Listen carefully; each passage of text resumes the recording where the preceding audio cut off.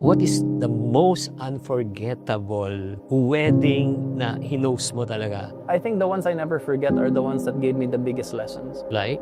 3 lessons, I'll give you 3. The first one was there was a bride who lost her father a few days back. Before the wedding. Before the wedding. So, ako naman, with that, what do you do with that? There's this really heavy energy around, but my job is to carry and obviously take care of the energy of the program. So, I came from a place where I acknowledged the death, but I also acknowledged the celebration, and I was able to maneuver. And that for me was like, my first lesson there was there's no excuse not to deliver. Because I could have used that. Some hosts can use that as an excuse. Parang, It's okay. it's okay naman naging tatay, so ganito na lang to. But I'm like, I didn't want to use that as a reason for me not to deliver. Or basically, you have a crowd na parang, tahimik yung crowd na to, ay nonchalant crowd na to. No, it's not like I can't handle a nonchalant crowd. I just haven't become the type of host yet that can handle a nonchalant crowd. Exactly. And that goes for any situation that I am not familiar with. I applied that mindset. If the father dies a few days ago, I will become the type of host that can handle that. If it's a nonchalant crowd, I can handle. If it's a crowd that doesn't really value love and are just there for show, I can handle a crowd like that. All types, I always apply it with that. So there's no excuse not to deliver. That was the one. Second lesson was the higher version of that. Parang next level of no excuse. Pampanga wedding got hit with a bagyo. Outside wedding. Bagyo. Everything was like walang ilaw, walang natamaan yung LED, wala. But we all work together to turn it around. And what I've learned is... Walang mic din? Walang mic, wala. Nothing. The thing was a megaphone. Wow. So we tried to turn it around. What I've learned there is, one, people bond together in crisis at weddings. Meaning, if you are going through a disaster, the people who love you will not abandon you. They will actually bond more. So crisis is an opportunity to highlight the people who actually really care about you, to highlight how much people care about you. Crisis will not be the end of your wedding or your celebration. If crisis happens, naturally you don't want that to happen.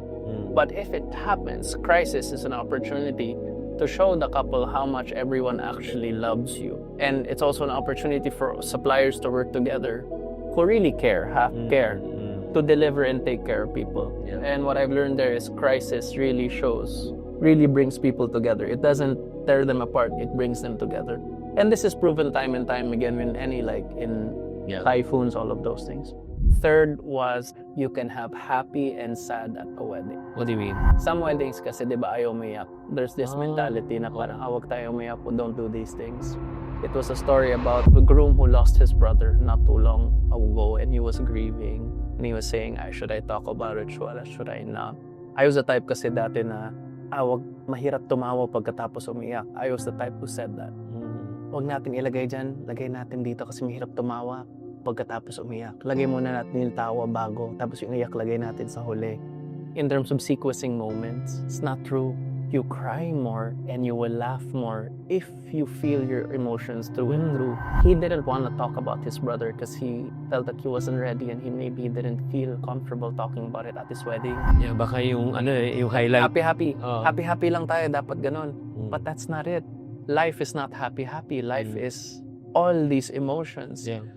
And that deserves to also be highlighted and celebrated in weddings because it's all coming from love din naman. So I encourage him to talk about his brother. He talked about his brother. Beautiful. And I was able to do jokes from that. Yung brother niya kasi, kuya, passed away na. Tapos nagbato-bato pick kami, which is one of the games I love doing, where it's money and you win the biggest cash prize. Fun game, great game. Simple and so fun. Yung dumating, yung daughter ng kuya niya, yung niece niya, basically, he passed away na this is his daughter. So sabi ko, nako, if natatalo yung girl, nako, sige, sinasabi ko sa'yo, that's gonna come for you. That's gonna come for you if you don't let her win. I'm telling you. Nagpaparasdan na si Daddy. Daddy's like, you better let my daughter win. And everyone starts laughing because syempre, you just heard the story about kuya passing away. And the daughter's laughing. And then eventually the daughter won. I'm like, daddy helped with this one. Your dad helped with this one. Everyone laughed and there was some emotions and everything. Then one of my proudest jokes. I thought about this joke habang nanonood ng SDE. Same day edit. So it was the end na of that. Nangyari na yon. And then everyone's watching and I thought about this joke. I'm like, am I gonna do it? Am I gonna do it? So I decided to do it. So after the SDE, they say their thank you speech. And I remember both of them, Tristan and Carl. I said, they did their thing. Thank you so much for sharing all your beautiful things. It was a beautiful evening. And like your brother said, I hope that you were able to express. By the way, you know, while we were watching this SDE, I felt a tap in the back of my head.